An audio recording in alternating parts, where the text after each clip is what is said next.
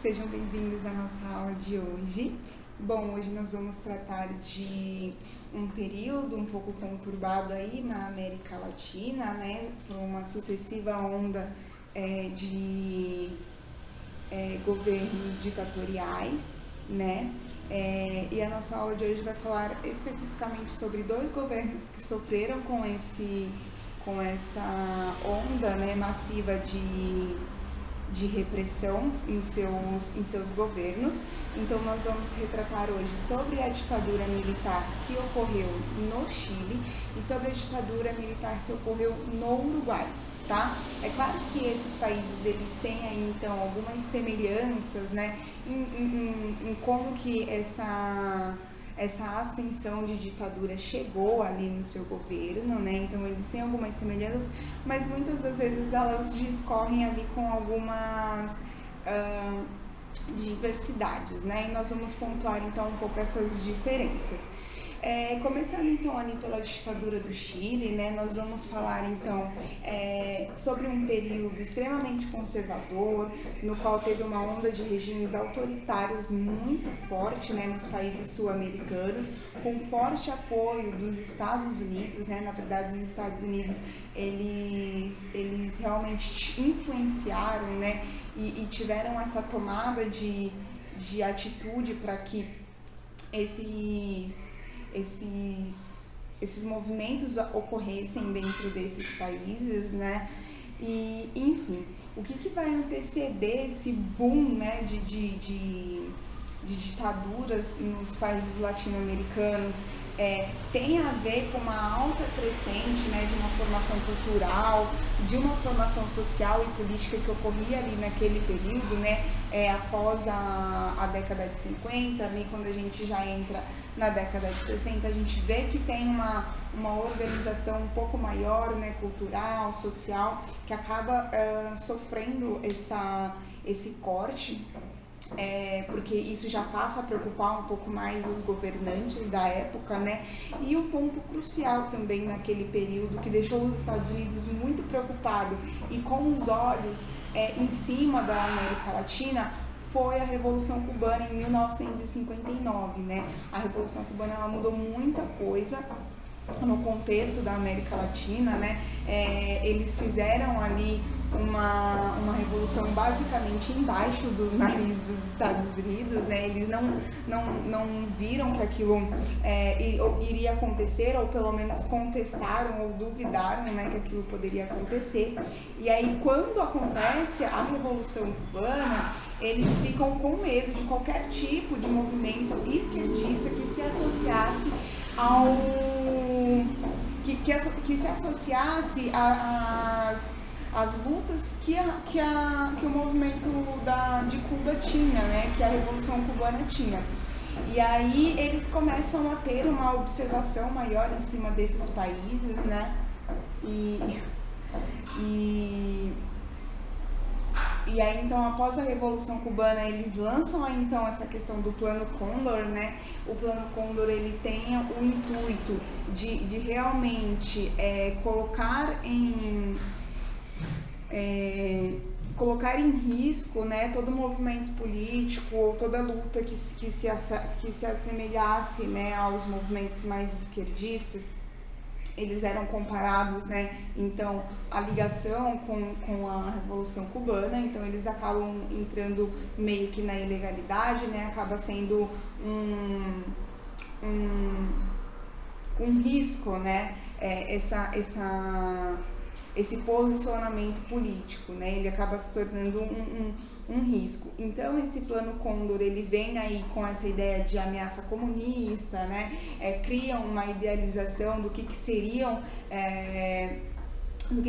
o comunismo, né, e colocam isso como medo, né, na sociedade para conseguirem fazer com que essas ditaduras fossem estabelecidas país a país na América Latina, tá? Então nós temos esses dois aspectos principais que vão fazer esses movimentos acontecerem na América Latina, né? O maior e principal deles é a Revolução Cubana, porque aí os Estados Unidos eles ficam muito mais apreensivos, né, de que isso ocorra e se espalhe cada vez mais pela América Latina. Havia realmente um medo de que isso aumentasse, né, ou se propagasse na América Latina após a efetiva conquista de Cuba. E além disso também a gente já via movimentos um pouco mais culturais, sociais, né? A galera já estava se movimentando um pouco mais, a gente viu mesmo que pequena ainda, mas a gente viu uma alta crescente, né, dessa informação, desse conhecimento que estava rolando no período. Então isso foram duas coisas que preocuparam bastante os Estados Unidos para que eles tivessem essa decisão de lançar esse plano Condor, de realmente intervir nas políticas, intervir nos governos latino-americanos, tá? Bom, na América Latina sempre houveram movimentos, né, à direita, né, numa democracia, então nós sempre tivemos movimentos mais à direita, né, durante muito tempo se perpetuou isso, né? E aí no Chile, na década de 70, exatamente em 1970, é eleito o Salvador Allende, né? O Salvador Allende, ele vai ser um presidente um pouco mais, não populista, mas ele vai ser um presidente que vai ter algumas tomadas de políticas, né, no seu governo que vão estar mais assemelhadas, né, vão estar mais próximas mesmo aí de decisões socialistas, né? Então, o Salvador Allende, ele é o fundador do Partido Socialista, né? Ele governa o seu país de 1970 até 1973, que é quando ocorre o golpe no Chile, tá? Bom, falando um pouquinho mais do Salvador Allende, né, ele teve ali o seu governo, então, exatamente no início de 1970, e ele foi apoiado pelos movimentos e pelos partidos de esquerda conhecidos como Unidade Popular do Chile, tá? Então, ele já foi eleito com essa aproximação de lutas e de posicionamentos muito mais à esquerda, muito mais socialista. A ideia dele era realmente trazer questões a serem debatidas que fossem trabalhadas de uma maneira muito mais pela população no geral, né? Então, vinha mais com essa questão popular mesmo. E aí, em 1970, ele vai ser eleito durante o seu governo, né? Ele foi o primeiro marxista, né? Ele foi o primeiro marxista a ser eleito democraticamente como presidente da República do Chile. E durante o seu governo foram postas em prática o que ficou conhecido como Via Chilena para o Socialismo. Na verdade, o projeto do Salvador Allende, ele trazia uma gradual e lenta modificação nos sistemas políticos do Chile, né? Então ele não acreditava talvez numa transição tão dura, né, como aconteceu em Cuba. Ele realmente acreditava num processo democrático, lento e gradual, para que isso fosse acontecendo e que as coisas fossem sendo modificadas no país.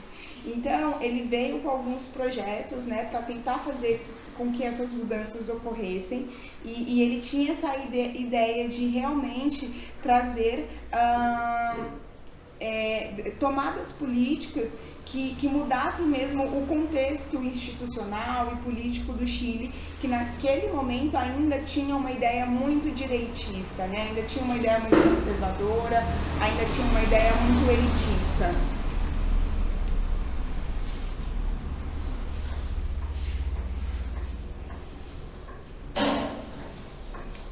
E aí, nesse projeto dele, de uma lenta e gradual modificação das políticas do Chile, ele colocou aí em pauta algumas questões como, por exemplo, a reforma agrária, a nacionalização dos bancos, né, colocando empresas estrangeiras instaladas no país e principalmente também as minas de cobre. As minas de cobre eram algo que realmente dava lucro para o país, né? Então ele realmente trouxe aí essa questão de uma nacionalização maior das empresas também, né? De tratar o seu país de uma forma muito mais nacional, né, do que essa questão da elite de exportar e sempre privilegiar mais o exterior do que o seu próprio país. Então ele veio realmente com essa ideia de implementações políticas muito mais populares, né?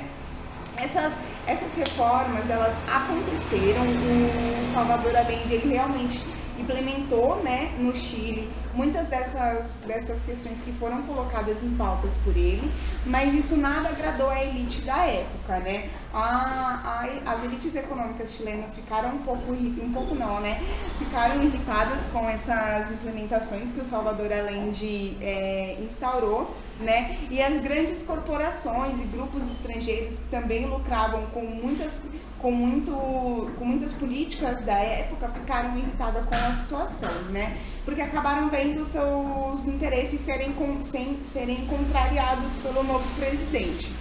Então, o governo ele passa a sofrer uma maior pressão desses grupos, mesmo que pequenos, né, mas esses grupos de elites eles passam então a pressionar um pouco mais o governo porque não estavam agradando as tomadas de decisões do Salvador Allende, né? Então, dentro desse contexto, onde a gente vê que a elite do país também não estava se satisfazendo com as tomadas de decisões do Salvador Allende, vem os norte-americanos também com a sua insatisfação, justamente por contrariarem os seus interesses, né? E além de contrariarem os seus interesses econômicos, surge esse medo de que o Chile pudesse ter uma tomada tão parecida quanto a guinada que aconteceu com a Revolução Cubana, né? Então, exatamente por ser um líder mais marxista, um líder mais popular, os Estados Unidos começam então a se meter com essa elite econômica e a planejar, né, meios com que esse governo do Salvador Allende pudesse se prejudicar e que eles pudessem então retomar o poder, né, retomar os seus privilégios, retomar os seus benefícios. E aí então é nesse período que os norte-americanos eles vão começar a se infiltrar, né, nesses pequenos grupos, né, de elite e vão começando a planejar meios com que o governo de Salvador Allende decaísse, né? Então, durante esse período, com o apoio dos Estados Unidos, nós vamos ver que o governo ele vai sofrer sucessivas tentativas de decaídas, né? Sendo uma dessas tomadas, as sanções econômicas ao Chile, né? Isso dos Estados Unidos, né? Então, como os Estados Unidos estavam incomodados com a oposição dos seus interesses e com a ameaça, né, do comunismo e que eles não queriam que o Chile fosse uma nova Cuba, eles então passaram aí a criar sanções econômicas ao Chile, forçando, né? Então, no caso, por exemplo, a queda do preço do cobre, que era algo extremamente importante, porque era o principal produto de exportação do país, né? Então, eles vão sancionar aí esse produto. O apoio, no caso, os Estados Unidos fornecem o apoio a 2 grupos de oposições ao governo, né?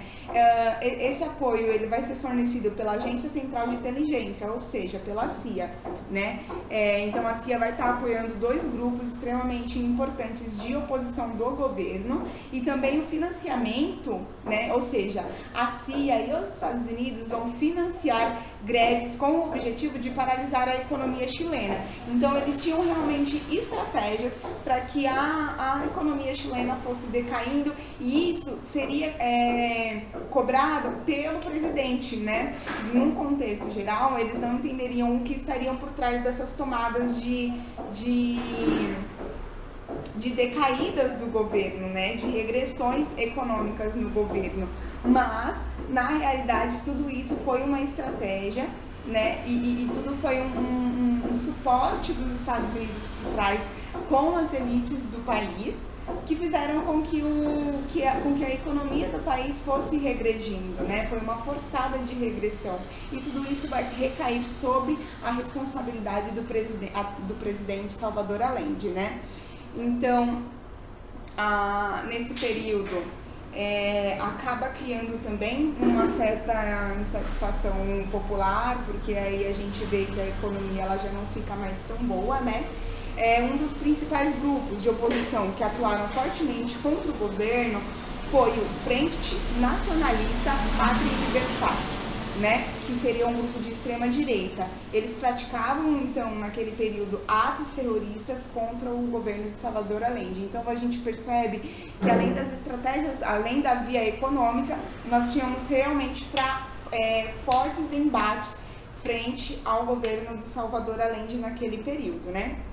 Então, com todo o suporte das ações americanas aliadas às agitações desses grupos de oposição, levaram à desestabilização econômica do governo, né, e do país no geral, o que seria então o objetivo dos Estados Unidos. Sendo assim, o PIB, que seria o Produto Interno Bruto do país, que entra em queda, e aí a sua inflação ela dispara num nível maior de 300% do que era considerado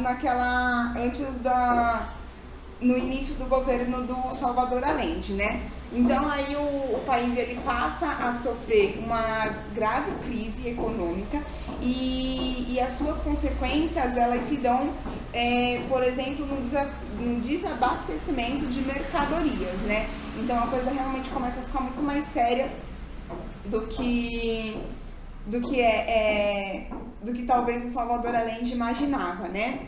O último ato, né, contra o Salvador Allende foi a formação de uma junta militar. E isso era muito comum nos governos ditatoriais na América Latina, né? Então eles formavam alguns grupos militares que criavam ali estratégias, né, e projetos para que eles conseguissem efetivamente dar o golpe de Estado. E aí isso perdurava durante um período. Então o último ato contra o Salvador Allende, ele vai se dar então através da formação dessa junta militar que vai organizar então o golpe, né? O principal nome dessa junta foi o comandante-chefe do exército chileno, Augusto Pinochet, que viria então a ser o presidente posterior, né, após a tomada do golpe. O golpe, organizado pelos militares chilenos e apoiado pela CIA, ele acontece no dia 11 de setembro de 1973. Eles vão bombardear o Palácio de La Moneda, né, que é onde ficava a sede então do governo do Salvador Allende, e o que surge nesse período os rumores de que o Salvador Allende, então, ele não queria se entregar, né, para os militares, e ele vai se suicidar no mesmo dia em que o Palácio de La Moneda foi bombardeado, né? Após o golpe, então, essa junta militar, eles vão escolher um nome, né? Eles vão nomear uma pessoa para que presida, então, o Chile, e o nome escolhido por eles foi o Augusto Pinochet, e esse militar, né, ele vai assumir então a presidência no dia 17 de dezembro de 1974, e ele permanece na presidência do Chile até 1990. Tempo pra caramba, né? E aí ele vai instaurar um regime, uma ditadura, uma das mais graves e sangrentas ditaduras que aconteceram na América Latina, né? É justamente também, eu acredito que por tanto tempo que tenha perdurado esse regime. Então, estima-se que mais de 3.000 pessoas foram mortas durante todo todo esse período, e outras 40 mil pessoas foram torturadas, né? Bom, durante o governo do Augusto Pinochet, né, durante todo esse período da ditadura, a gente vai ver, então, tomadas como... algumas tomadas são muito semelhantes, né, às outras ditaduras que aconteceram na América Latina, mas nós temos acontecimentos específicos que vão acontecer em cada país, como, por exemplo, nós temos tomadas mais semelhantes, como a dissolução do Congresso, a proibição da existência de partidos políticos, busca e apreensão da oposição, forçando aos exílios milhares de pessoas, então milhares de pessoas que eram perseguidas pelo seu posicionamento político, ou por serem partidários, né, por fazerem parte de tal luta, ou de algum partido, ou de algum movimento. Essas pessoas, elas vão ser perseguidas, então elas preferem sair do país, né, forçando elas a saírem do seu local, né, do local de seu nascimento, porque elas eram perseguidas, não eram aceitas, né? Então, com todos esses atos de mortes, desaparecimentos, torturas, as pessoas, elas preferiam, então, sair do seu próprio país, né? Eles tornaram o Estádio Nacional de Santiago como uma prisão provisória, e estima-se que aproximadamente 20 mil presos políticos passaram por lá. Esse Estádio Nacional de Santiago, ele tem fortes e altos relatos de repressão e tortura, tá? Então lá aconteciam altos casos de repressão e tortura. A economia que vai ser trabalhada nesse período vai ser uma economia neoliberalista, que era então o que favorecia os Estados Unidos, já era o objetivo mesmo dos norte-americanos, né? Nesse período a gente vai ter um grupo chamado Chicago Boys, que vai influenciar também a economia do Chile nesse período.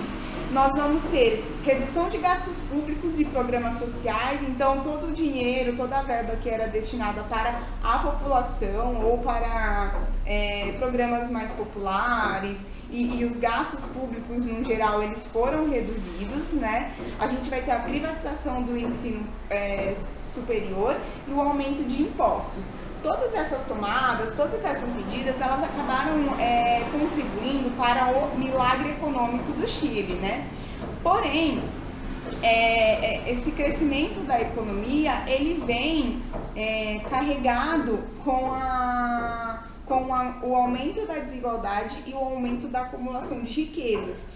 Hoje nós podemos comparar isso, por exemplo, claro, em contextos diferentes, mas nós podemos compreender economicamente como a pandemia, né? No Brasil, nós temos aí o presidente, né, do governo Jair Bolsonaro, que cada vez mais reduz a verba que é demandada para o setor público, né? Então a gente vê diversas medidas de cortes, tanto para funcionário público, tanto também para programas sociais. A gente viu o Bolsa Família, que está aí há 18 anos, né, sendo cortado. Então a gente vê que tem diversas reduções, diversos gastos públicos que estão sendo desfeitos, estão sendo reduzidos, e o PIB, de certa forma, ele cresceu nesse último ano. A gente teve um resultado de crescimento por conta da agricultura, mas nós vemos que a desigualdade aumenta muito, o desemprego aumenta muito e a acumulação de riqueza também aumenta, né? Então significa que grupos pequenos e específicos estão lucrando cada vez mais, e quem tem menos está perdendo cada vez mais também. Então a gente vê uma disparidade muito alta, grupos que já recebem, que são ricos, recebem cada vez mais, e pessoas que não têm cada vez mais também, né? Então a gente pode ver que são tomadas específicas que enganam os indicadores de pesquisas, assim, que engana muito a faixa, às vezes, de a gente acreditar que a economia tá boa, mas não necessariamente tá boa para todo mundo, né? Bom, então aí, além dessas tomadas, a gente vai analisar como que ficou o governo do Augusto Pinochet. Em 1980 foi promulgada pelo governo uma nova Constituição, e ela se estende até o mandato de Pinochet, que vai até 1990, A Constituição, no caso, vai até 1988, com previsão de realização de um plebiscito.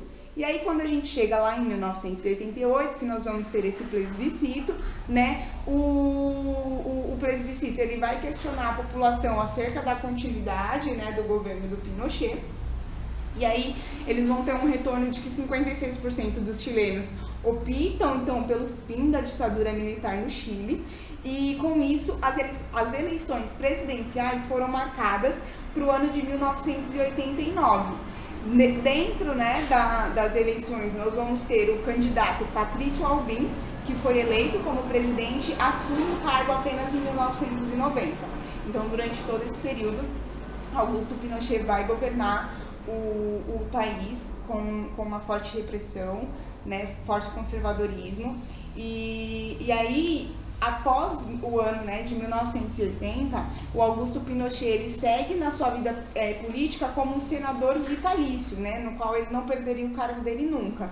E nos últimos anos da sua vida, ele foi acusado de crimes de violação dos direitos humanos no período da ditadura e também por enriquecimento ilícito, com dinheiro de corrupção depositado em contas bancárias secretas. Porém, o Pinochet ele nunca foi julgado pelos seus crimes, pois ele apresentou um atestado de debilidade mental que impediu a realização dos seus julgamentos, né? Então, a gente teve um militar que não foi julgado até hoje por todos os seus atos contra o seu próprio povo durante décadas, né? Bom, falando agora um pouco da ditadura militar uruguaia, né? O que antecede essa ditadura vão ser, então, conflitos internos, já que ocorrem ali até meados de 1972, né? Entre as forças do Estado e também a grupos guerrilheiros que existiam no país, né? O grupo guerrilheiro mais famoso do Uruguai era o grupo denominado de Movimento de Libertación Nacional Tupamaros, né? Com a sigla MLNT. Então, esse grupo ele era organizado por um dos seus militantes que eram mais conhecidos, como Raul Sendic, né, no início da década de 1970. E aí esses conflitos internos vão anteceder aí a tomada do golpe em 73, né?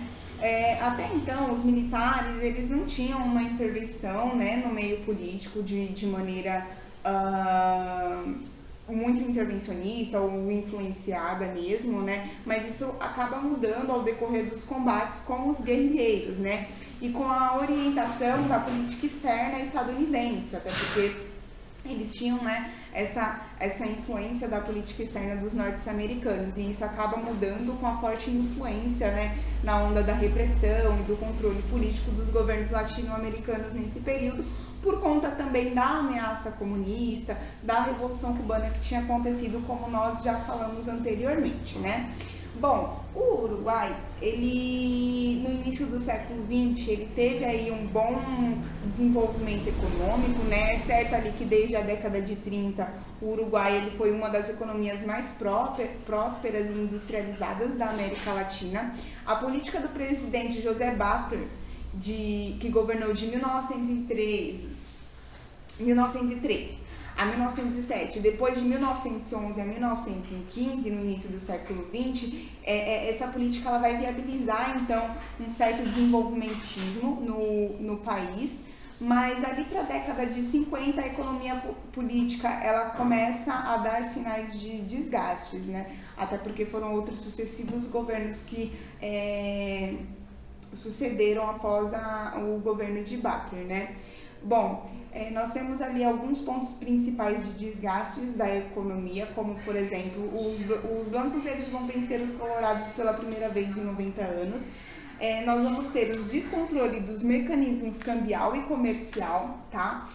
Vamos ter uma reforma monetária e aí também o governo passa-se a recorrer ao FMI, que seria o Fundo Monetário Internacional para a instalação de uma política radical de estabilização, né? Então, como eles queriam uma reestruturação econômica do país, eles vão lá e recorrem ao Fundo Monetário Internacional, criando aí, gerando mais dívidas públicas externas, né? Essas medidas, elas vão descontentar esse movimento mais à esquerda, né, esse movimento mais social que tinha nesse momento. Então eles aumentam o descontentamento popular e, somado à Revolução Cubana, que ocorre ali em 1959, levam então a uma radicalização da oposição, né? Então, em meio a uma onda de polarização de governos, como por exemplo as visitas de líderes estadunidenses seguidas de visitas de líderes cubanos, cresce o calor político do momento. Então a gente vai ver que no Uruguai, nesse período, vai ter uma polarização muito alta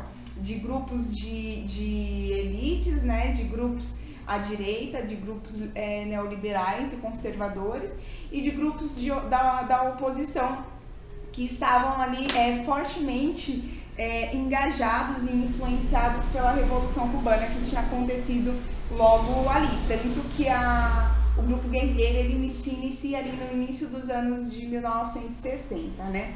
Então, dentro desse contexto, a gente vai ter o aumento dos números de filiações às organizações sindicais. Há também o surgimento de fortes sindicatos de funcionários públicos, o crescimento do movimento estudantil, o surgimento dos grupos armados e a formação do primeiro sindicato unificado do país, que seria a Convenção Nacional de Trabalhadores, né, o CNT.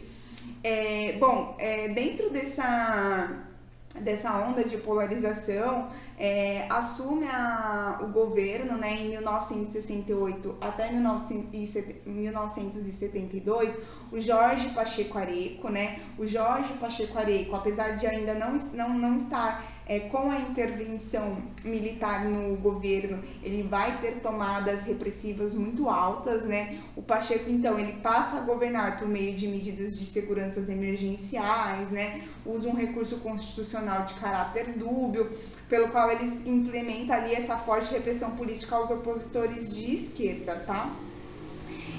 Dessa forma, ele vai tomar medidas como o fechamento de imprensas, né? Começa a caçar políticos opositores, prende líderes sindicais, proíbe assembleias e censura a imprensa num geral, né? Então a gente já vê essa tomada de repressão antes mesmo do golpe militar efetivo no país, né? Além disso, nesse período, conforme, por ser ainda, né, uma democracia, por não termos ainda o ato efetivo do golpe, da ditadura, surge uma nova política capaz de fazer frente aos partidos tradicionais ou dos partidos conservadores, né, que seria a Frente Amplio. A Frente Amplio vai ser uma grande coligação de partidos e organizações de esquerda e não esquerda progressista também, tá? Ela vai ser encabeçada pelo general reformado Líder Sereghini. Esse general, ele deixa as Forças Armadas pela discordância da tratativa que o governo tinha, né, com a população, e aí ele começa também a conseguir convencer e angariar outros líderes ali, tanto do mesmo movimento, como também a convencer a população de que ele era uma pessoa muito capaz para o cargo que ele estava tomando, né? Então, ele vai conseguir aí, né, ele vai surgir aí como uma boa alternativa, né, para a classe trabalhadora e para os impasses institucionais e econômicos, tá bom? Bom, nesse período, então, em 1973, assume o governo Juan Maria Bordaberry, né, mesmo com esse movimento de oposição, assume um outro conservador ainda pelas vias democráticas, né? Mas esse líder, né, o Bordaberry, ele vai simbolizar a continuidade do Pacheco. Então ele vai continuar com as mesmas práticas que o Pacheco já tinha. Então a crise ela estava já instaurada e eles continuavam tentando trabalhar em cima dessa crise, né, crescer economicamente, mas eles seguiam de uma forma muito repressiva e autoritária esse governo, né? Mas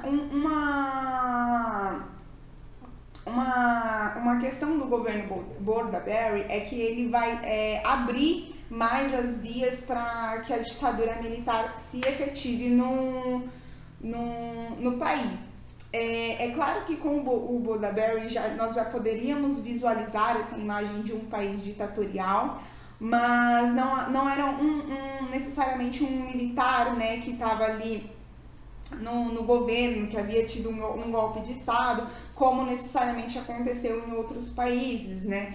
Mas o Bordaberry ele vai facilitar essa entrada dos militares no governo, né? Então, em junho do mesmo ano que ele assume, que é o ano de 1973, o Bordaberry ele dissolve as câmaras, né, de representantes, fecha o Palácio Legislativo, né? Em seu lugar é criado um Conselho de Estado para assumir as funções legislativas, né? E foi colocado, então, as Forças Armadas a adotar todas as medidas que pudessem assegurar os serviços públicos essenciais. Então, quando ele assume, ele abre, né, dá essa abertura para os militares e eles meio que começam a governar ali conjuntamente, né? Quando acontece essa tomada, que realmente a gente vê que o golpe foi realizado dentro do próprio governo do Bordaberry, né?